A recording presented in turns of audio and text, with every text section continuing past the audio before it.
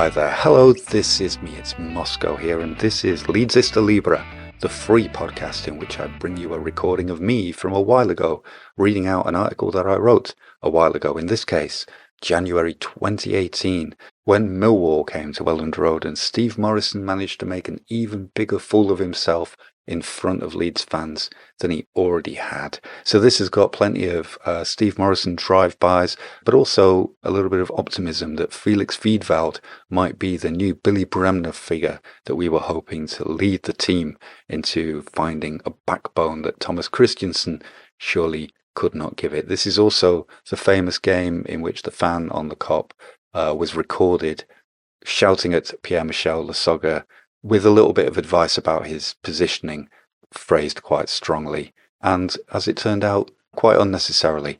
If you want to hear more up-to-date things, because we don't play Millwall these days, and hopefully we never will.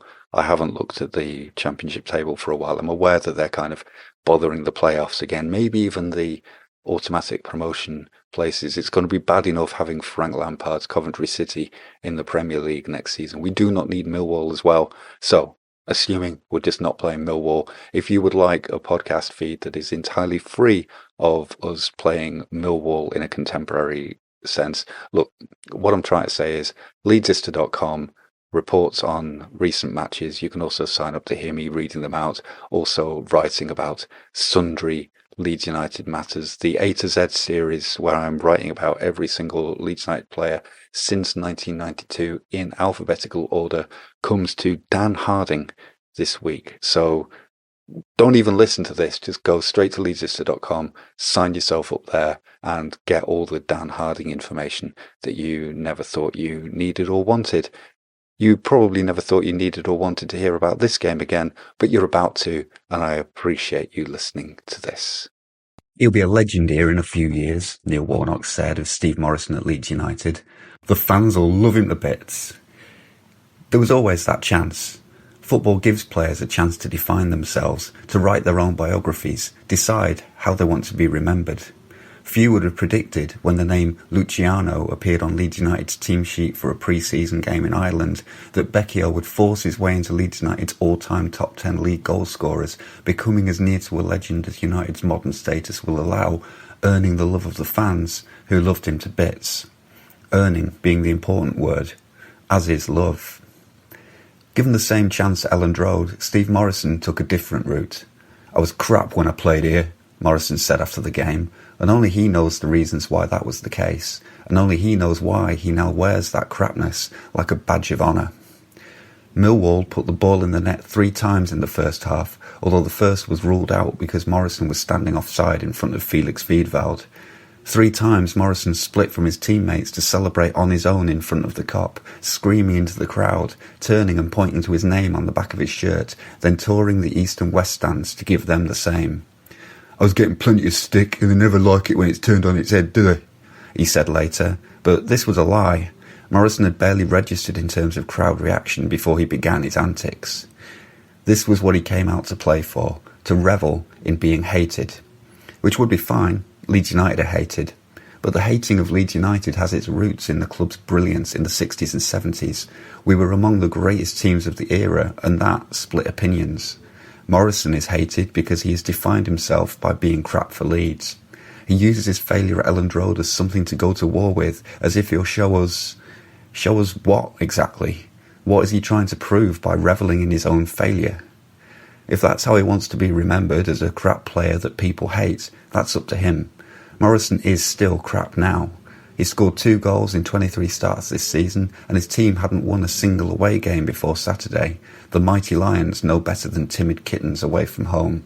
The 2-goal lead they took at Elland Road, and they could have led by 5 or 6, wasn't a terrific Millwall performance to be celebrated. Leeds United were a shambles, Millwall took advantage, and Morison claimed the Ballon d'Or for dislike, the best he'll ever achieve. He had the chance of love when he joined Leeds, but took the easier route, defining himself by mutual hate.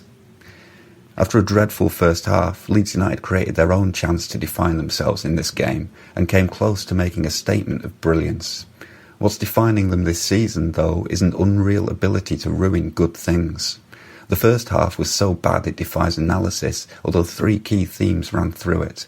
First, Pierre-Michel Lasogga missing three great chances to give Leeds a lead that might have established some confidence and kept the shambles wolf from the door.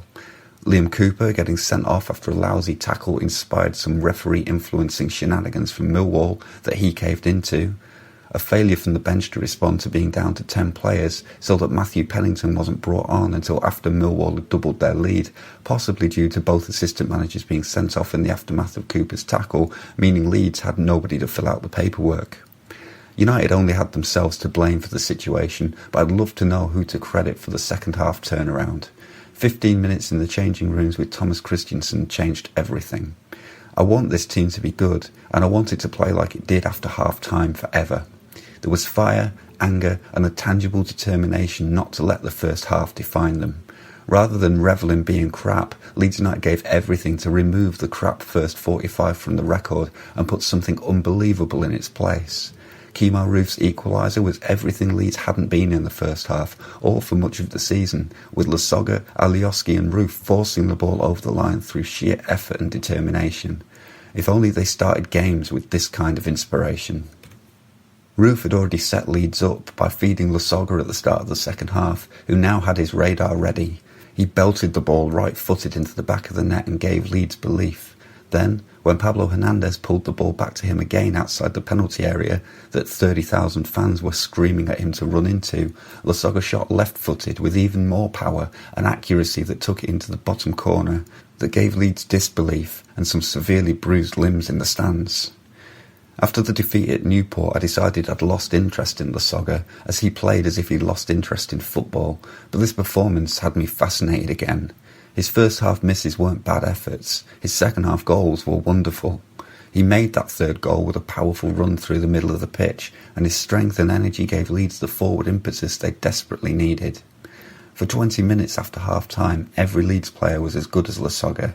Pennington and Alioski bombing up and down the right wing, Lawrence de Bock working hard on a promising debut, Pontus Jansson restoring the defence, Hernandez staying calm in midfield. That it all unravelled in the last 5 minutes felt undeserved, but typical. Thomas Christiansen is not getting the breaks he deserves this season, and every error is being punished out of all proportion to the offence. First, there was the barely deserved red card for Cooper, making it 3 red cards in 3 games, 2 in first halves. There was the failure to bring on Pennington quickly that cost a goal. Then Kemar Roof, apparently exhausted, was replaced by Stuart Dallas. A sensible substitution in itself, as Dallas would provide fresh legs and hard work. But it coincided with an injury to Lasogga, who played on for 5 minutes but was limping severely by the time he had to be taken off. Conor Shaughnessy replaced him, bringing with him, as he always does, a bag full of black cats. The Cosmos had already put ex-Leeds striker Tom Elliott up front as a sub for Millwall, and he got the equaliser. Jed Wallace waited until 2 minutes into added time to score a deflected winner. If Steve Morrison's reactions to Millwall's goals said much about him, the reaction of the Leeds players to their winner said much about them. They were gutted.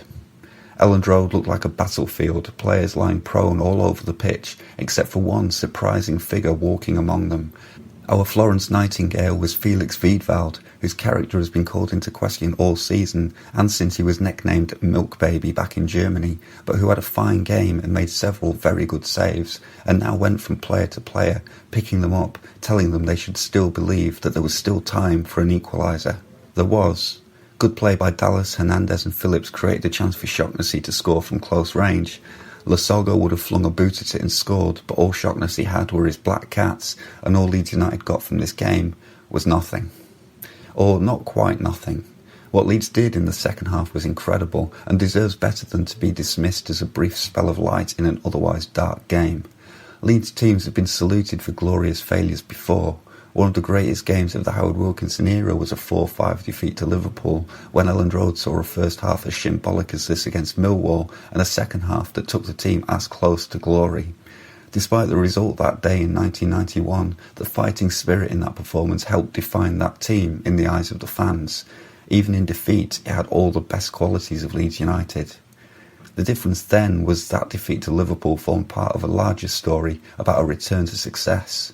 This performance against Millwall could define the current team too, but whether that's for good or for ill won't be known until we see where they end up.